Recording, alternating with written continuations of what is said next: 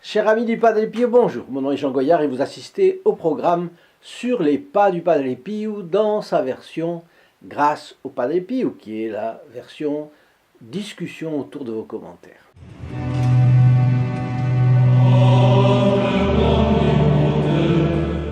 Commençons par rappeler la belle date d'aujourd'hui, le 13 mai, choisi par Notre-Dame pour délivrer le message de Fatima en 1917. Message, hélas, si peu commenté par les évêques aujourd'hui, par conséquent peu médité et puis quasi pas mis en application. Bon, allons aux commentaires que vous m'avez envoyés. Muriel nous écrit « Merci de diffuser la vie du Padre Pio. La chaîne sur les pas du Padre Pio est mon réconfort tous les 2 jours en écoutant les recommandations de notre bon capucin et tous ces fioretti qui, par la grâce de Marie, renforcent ma foi et m'aident à vivre de l'amour de Jésus. » Et Bernadette, je suis très satisfaite de recevoir vos fioretti du bon capucin et heureuse de faire partie des protégés du Padre Pio. Donc voilà 2 échantillons des nombreux messages reçus dans ce sens, très nombreux, dont on peut dire un important encouragement à persévérer dans la voie que la Providence nous a tracée. Bertrand nous dit « Chaque fois que nous partageons les vidéos sur le Padre Pio, c'est le bien que nous propageons. Et chaque fois que nous faisons du bien aux autres, nous le faisons aussi à nous-mêmes. » Bertrand a très bien explicité qu'ayant reçu plus, nous devons donner plus. Et faisant le bien aux autres, on répond à ce que Dieu demande. Et du même coup, on fait ce bien à soi. Si nous aimons les fioretti du Padre Pio, c'est que nous y trouvons un enseignement utile. Quel dommage si nous ne les partagions pas. Et si nous ne cherchions pas à en faire profiter les âmes qui en ont besoin. Mais d'un autre côté, combien le Padre Pio nous remerciera d'avoir fait le nécessaire. Fabien de Nancy nous écrit « Je remercie toute votre équipe pour vos vidéos que je regarde maintenant depuis près d'1 an. J'ai sauté le pas en ce début d'année. Suis enfin devenu protégé du Padre Pio et j'en suis très heureux. » C'est d'ailleurs ce que je remarque quand ils viennent de s'inscrire comme protégés du Padre Pio. Nos amis ont le contentement spécial de celui ou celle qui a fait un sacrifice au service d'une cause belle et importante. On peut dire que c'est déjà une grâce, comme un remerciement de la Providence, si vous voulez, l'ambiance dans laquelle souvent ils se trouvent et dont ils nous font part. Cet aparté me donne l'occasion de revenir sur un point qui concerne tous ceux auxquels la Providence a donné la grâce de comprendre qui est Padre Pio. Vous savez que l'Occident, autrefois chrétien, est confronté à une crise morale et religieuse sans précédent. Vous avez entendu cette phrase, le divorce, la maladie du siècle. On disait cela autrefois. Mais c'était au XXe siècle.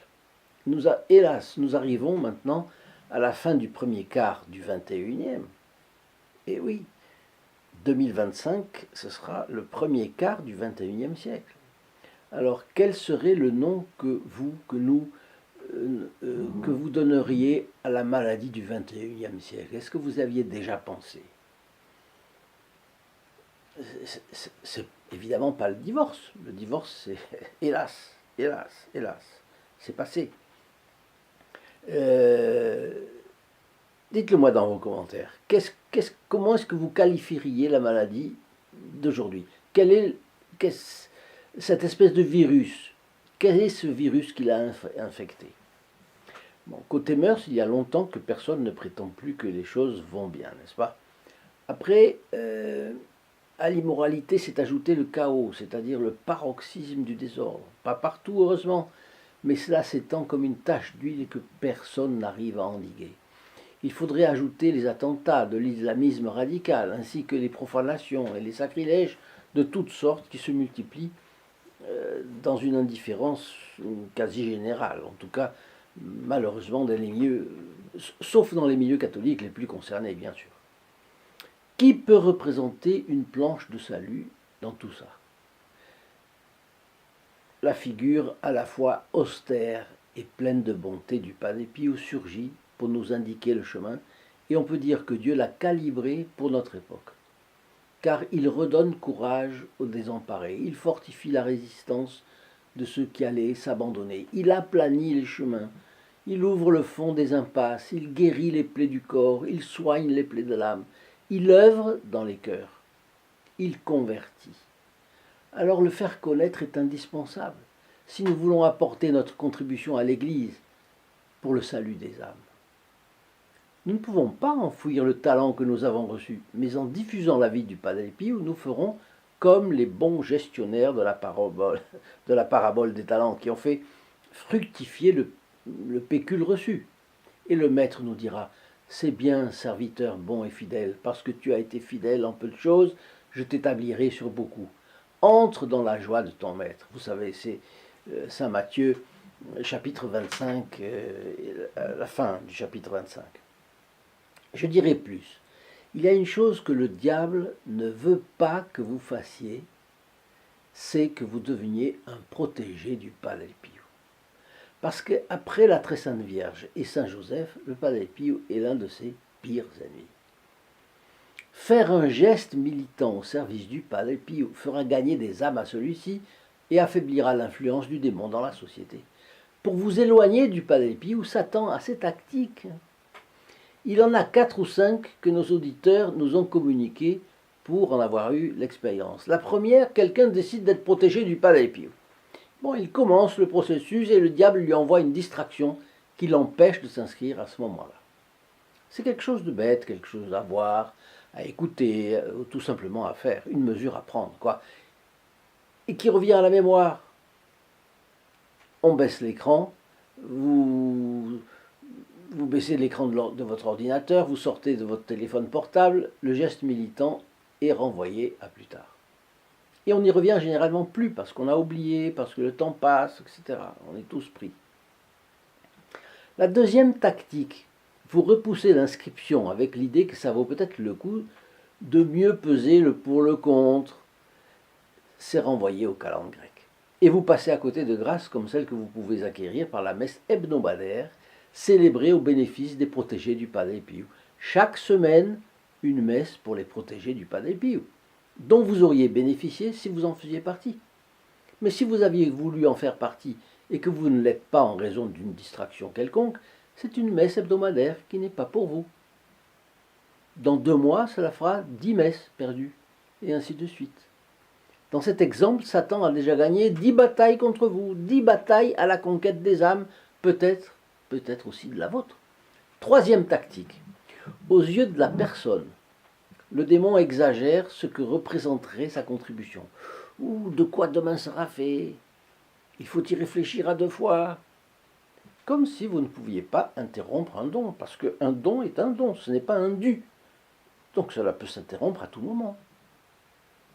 Et la 4e tactique, le diable trompe les personnes en leur suggérant qu'elles ont déjà fait beaucoup pour Padre Pio. Pensez, j'ai vu plusieurs vidéos, j'en ai partagé, j'ai mis mon like,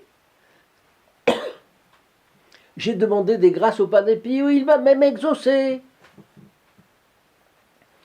Une amie nous a écrit que le démon a même utilisé avec elle une 5e tactique. C'est très drôle. Alors que sa chienne est toujours charmante, calme, obéissante, le jour où elle était sur le point de conclure son inscription parmi les protégés du Padre Pio, sa chienne est tout à coup devenue insupportable. Elle s'est véritablement déchaînée, au point que notre amie a été obligée de fermer son ordinateur.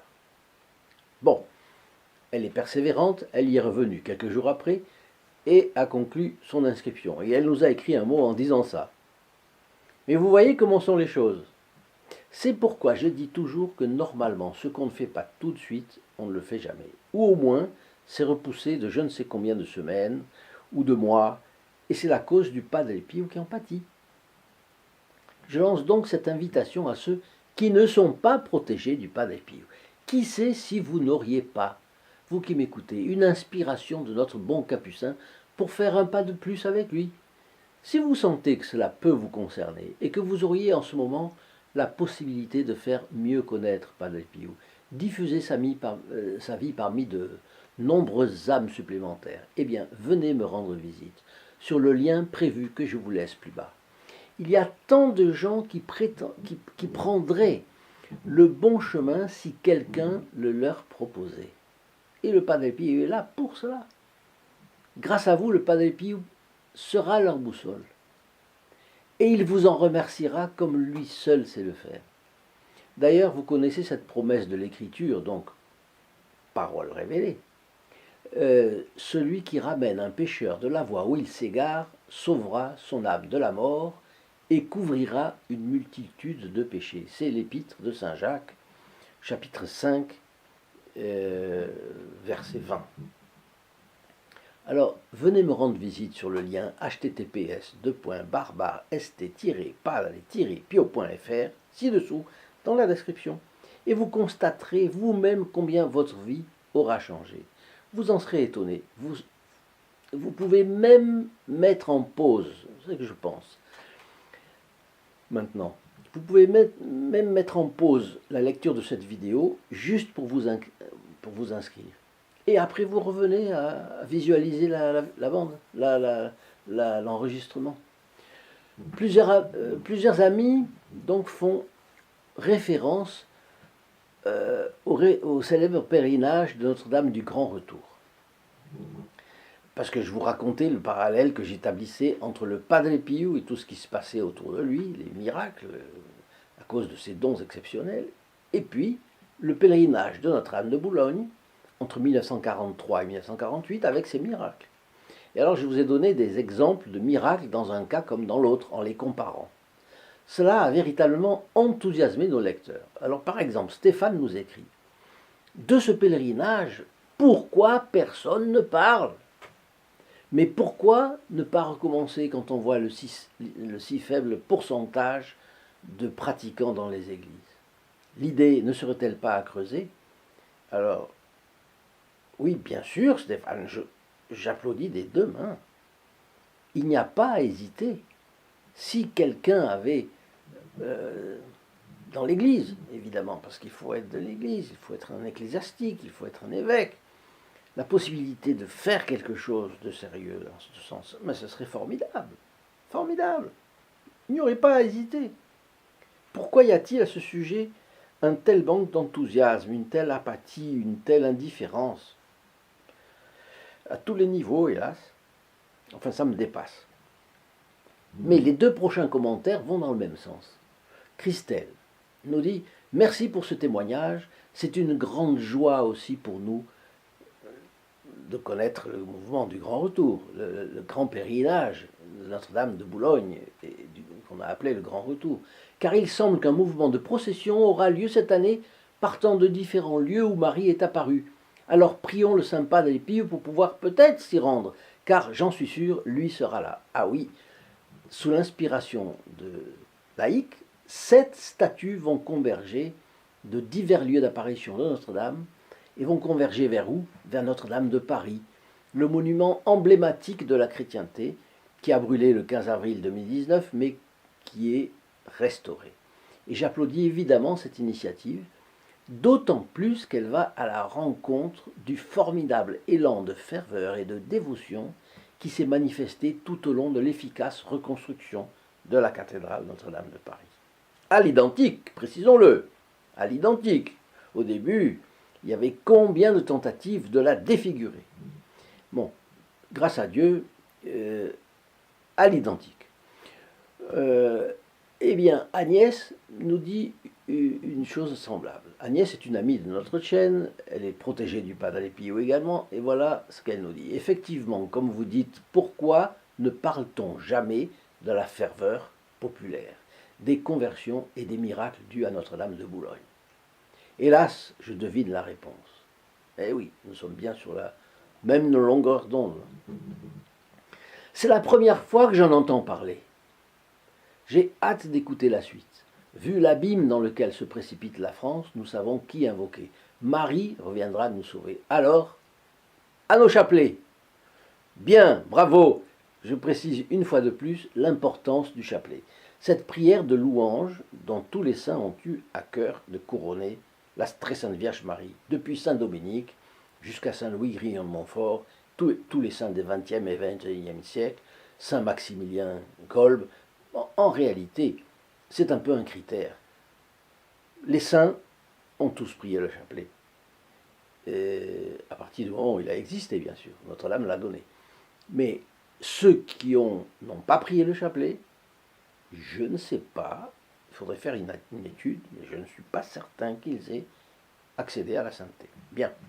Ceux qui prient le rosaire seront exaucés, et plus seront sauvés. C'est ce qu'enseigne Saint Louis Grillon de Montfort. Je suis en train de lire, en ce moment, relire son secret que je recommande à tous, secret du Saint-Rosaire. Il raconte cela. Ceux qui demandent à Notre-Dame quelque chose à travers le rosaire seront exaucés. Bien. Et il faut dire que Saint Louis Grillon de Montfort n'est pas n'importe quel saint. Je suis allé voir sur Internet, on ne parle quasi pas de Saint Louis Grillon de Montfort. Wikipédia, très peu, très peu. Si vous mettez Saint-Rosaire, vous avez plein de choses. Il y a même un site qui indique les saints qui ont eu dévotion au rosaire. Saint Louis Grillon de Montfort n'est pas là. Or, Saint Louis Grillon de Montfort est appelé le docteur de la vraie dévotion à la Sainte Vierge par la Sainte Église, quand même. Enfin, c'est incroyable. Donc vous voyez, il y a des silences, il y a des nuages qui tombent sur les choses importantes. Le grand retour, Saint Louis Grillon de Montfort, voilà, et ça passe sous les radars. Bon, la dernière répercussion que je voulais commenter aujourd'hui, c'est Rosette de la Martinique. Je vous remercie pour votre message, parce que je lui avais répondu à propos du Grand Retour. C'est en 1948 que la statue de Notre-Dame du Grand Retour est venue à la Martinique. Il y a eu une polémique sur cette statue. Le site de France Antilles Martinique relate cette histoire à la date du 22 janvier 2021. Je vous souhaite, à vous et à toute l'équipe, un beau 1er mai. Que Saint Joseph vous garde. Merci de ces informations. Alors je réponds à Rosette tout de même. Je vous demande même de m'envoyer, si ça vous est possible par Internet, de bonnes photocopies de ces articles de France Antilles. Parce que je crois qu'il faut être abonné pour les avoir eus, si vous arriviez à les trouver. Parce que tout ce qui intéresse le Grand Retour m'intéresse. Donc, en réalité, c'est France Antilles Martinique c'est un seul numéro, vendredi 22, samedi 23, dimanche 24 janvier 2021, pages 10 et 11. Puis le journal France Antilles Martinique du vendredi 12, du samedi 13 et du dimanche 14 février 2021. Alors oui, tout ce qui intéresse Notre-Dame du Grand Retour en Martinique m'intéresse au premier chef. Donc si vous avez la bonté de me donner des informations, des choses que vous puissiez connaître et que moi je ne connaisse pas, une photographie de la Vierge qui est là, qui est en Martinique, ce serait fantastique. Bien, en tout cas, chers amis, je vous dis à chacun, je vous souhaite une très bonne journée et je vous dis à notre prochaine vidéo. Au revoir! In nome del Padre, del Figliolo e dello Spirito Santo, e così sia. Sia lodato Gesù e Maria, oggi